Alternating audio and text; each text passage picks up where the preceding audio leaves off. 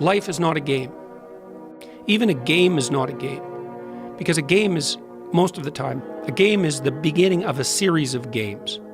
So let's say that you're on a soccer team. Well, there's winning the game, but the game isn't the issue. The game is the whole series of games. So maybe the game is winning the championship. And winning the championship and winning a game are not the same thing. Things you believe that you need to be happy in this world today. I don't think that men should ever consider how happy they are. I think that for a man, the paradigm of analyzing yourself based on your mood is an incorrect way to approach life. I don't think it makes you competitive. I just don't think it makes you competitive. I feel like as a man, life is ultra competitive and you're constantly competing against other men, whether you realize it or not.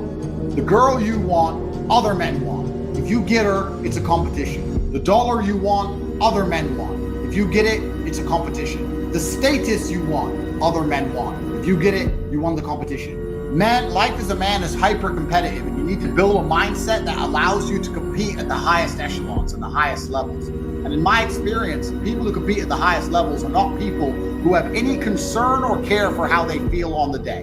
You are a man with duties, you're a man with responsibilities, you must perform, you have things you must do, and you must do them regardless of how you feel. So the big thing is know that if you have big goals and big dreams, along the way, failure is going to happen.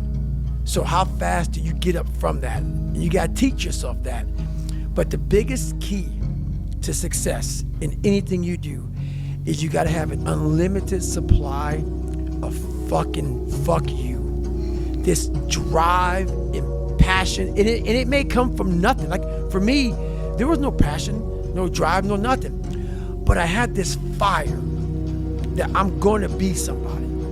And it has to be there because on all those bad days and all those days you don't want to do shit, you have to be your own motivator, your own coach, your own trainer, your own everything. So to do that, you have to come into work, and work is, whatever your work may be, ready to go. And what that means is you may have failed miserably yesterday, but you come to work like, people like, man, you just lost everything.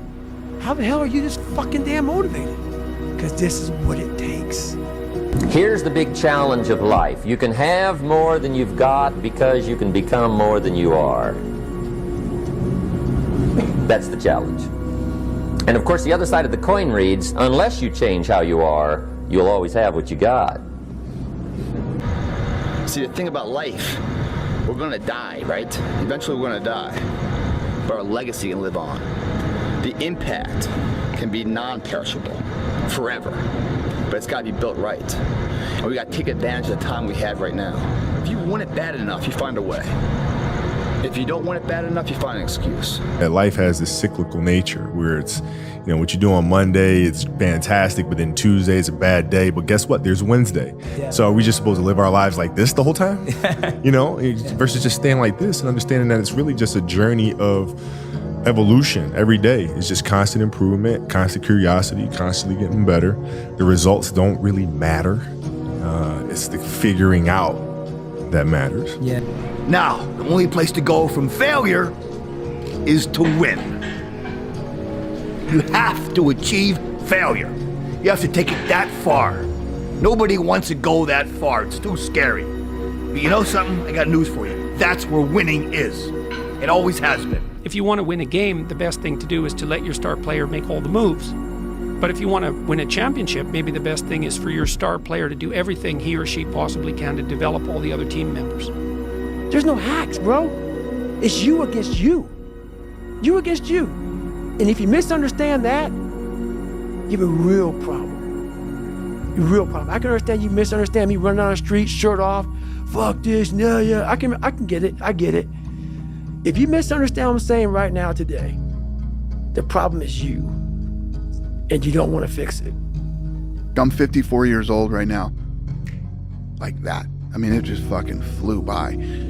And you think when you're young that you have all this time. You have no time. There's no time. I mean, one of the quotes on the wall in the gym in there is, there is no tomorrow, from Rocky III. There is no tomorrow. Fuck that shit. let's get all this shit done today. Heroes and villains always have the same backstory, pain. The difference is what they choose to do about it. Villain says, the world hurt me, I'll hurt it back. The hero says, the world hurt me, I'm not going to let it hurt anybody else. Heroes use pain, villains are used by it. We don't take a second to realize the purpose is always there. The purpose never leaves us, because the very purpose is you. You are always the purpose. There may be another purpose, like being a SEAL or going to college or whatever, but the main purpose in life is you. So if you wake up in the morning and you don't want to do something, you don't care enough about yourself.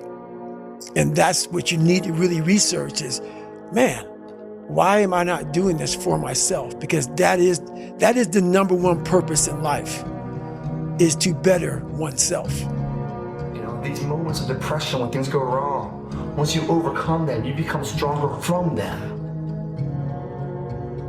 And it's that moment in life later that is built upon failure. Same with success. Success is never gotten on the first time usually. It's failure to failure to failure, learning from your failures, from one to another to another. You know, trying, even if you get knocked down, you continue to try and continue to try. And ensuring you never fail to try. It's that mentality. It's the mentality, bring it on, motherfucker, I can take it. You can't break this shit. I'm stronger than you think I am. And everything you throw at me and all the hardships you throw at me, you might knock me down, but I get back up and I'll be stronger for it. It's that mentality that builds an iconic status that centuries from now people still talk about. Damn, Ron, come on! What's the matter with you? Tomorrow. Let's do it tomorrow. There is no tomorrow! There is no tomorrow! There is no tomorrow! The biggest risk to your future isn't your competition. It's the distractions you insist on keeping in your life, rather than doing the things you know you should be doing but aren't. People delay doing things they don't like for longer than it takes to do them. The only thing you can do is just work harder and really just grind. You have to grind and grind and grind, and you can do it. And nobody can destroy you if you won't let them. All right? Don't let them. You're a man. You are a man. Stand up and be a man. Make the hard decisions. Make the sacrifices. Make the unpopular decisions. And become comfortable in your own skin. And if you are not a person that you are comfortable being alone with, that is the one person in this universe that you have full power, full right, full responsibility to change. You see this guy here staring back at you? Yeah? That's your toughest opponent. Every time you get into the ring, that's who you're going against. I believe that in boxing, and I do believe that in life, okay? But you got to change, though. If you keep doing what you've been doing, you're going to keep getting what you've been getting. So if you're at a place in your life and you ain't happy with it, you have to change some things. But you have to make a conscientious decision that you're going to change.